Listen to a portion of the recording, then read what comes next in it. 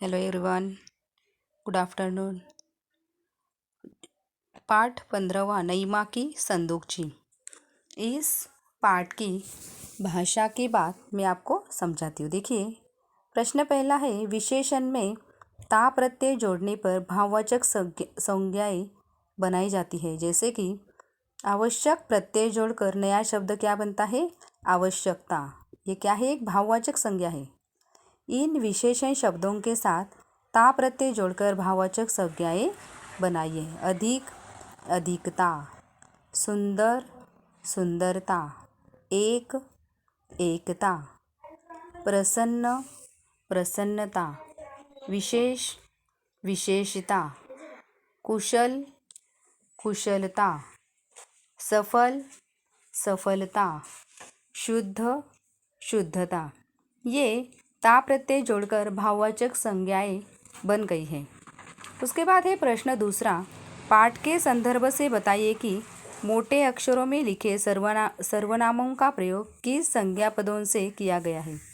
जैसे कि आरंभ में तो वह मज़े में रहा।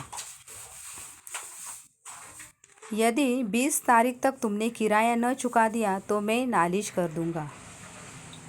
तो ये क्या है? पुरुषवाचक सर्वनाम। मुझे यह चीज़ पसंद है, उसे बेच देते तो रुपए काम आते। उसे जब तुम्हें आवश्यकता पड़े निकाल लेना। यहाँ पर क्या है? जो मोटे अक्षर में जो शब्द है उन संज्ञा पदों का प्रयोग हमें लिखना है। उसके बाद प्रश्न तीसरा है, जुम्मन ईमानदार था। था को क्या किया है? रेखांकित किया है। वह अधिक दाम न लेता था। कुछ कबाड़िया अधिक पैसों में सामान बेचा करते थे। इन वाक्यों में ये जो रेखांकित शब्द है, इन वाक्यों शब्दों पर ध्यान दें। प्रथम वाक्य में एक क्रियापद है, दूसरे वाक्य में 2 क्रियापद और तीसरे वाक्य में 3 क्रियापद हैं। पाठ में आए 3 प्रकार के वाक्यों के 4-4 उदाहरण छाट कर लिखिए। तो पाठ में कुछ ऐसे वाक्य आए हैं, वो ढूंढकर आपको लिखना है। उसके बाद पाठ में आए मुहावरे छाट कर उनके अर्थ लिखिए। बहुत सारे मुहावरे भी इस पाठ में आए हैं। होड़ में आना, है ना, जैसे कि धरोहर रखना, ये दूसरों का मुंह देखना, ये मुहावरों का ऐसे बहुत सारे मुहावरे देखकर उनका अर्थ लिखना है। संज्ञा या सर्वनाम के जिस रूप से क्रिया का उससे संबंध जाना जाए उसे क्या कहते हैं? कारक। और कारकीय संबंधों को प्रकट करने वाले चिन्हों को क्या कहते हैं? कारक चिन्ह या विभक्ति अथवा परसर्ग कहते हैं। यानी कारक चिन्हों को कौन कौन से नाम है? कि विभक्ति या परसर्ग। जैसे कि देखिए, नई माँ ने जुम्मन को आधे गहने दे दिए। ये जो वाक्य है, इस वाक्य में नई माँ ने और जुम्मन को, इन शब्द रूपों का संबंध दे दिए, देने की क्रिया है। नई माँ ने जुम्मन को आधे गहने दे दिए, देने की क्रिया है।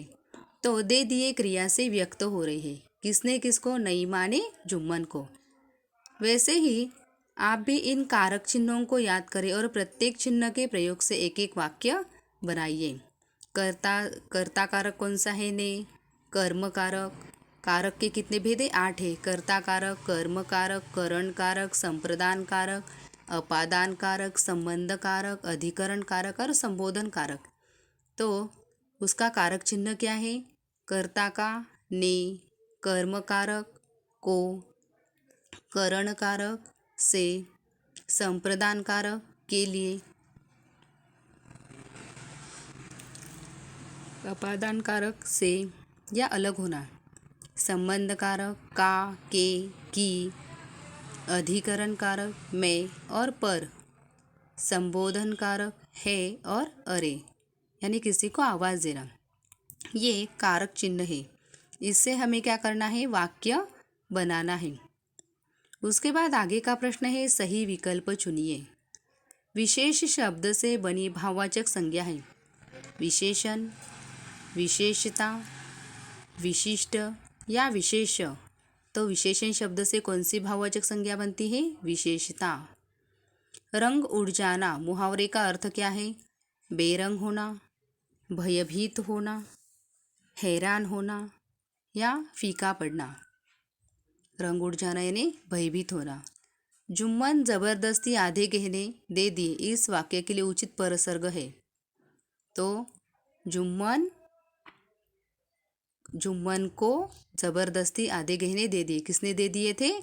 नईमा ने। तो कौन सा परसर्ग सही है? का, के, को या के दिए? तो जुम्मन को जबरदस्ती आधे गहने दे दिए, ये उचित परसर्ग है। ये भाषा की बात अच्छे से समझकर अपनी नोटबुक में लिख लीजिए। Thank you very much.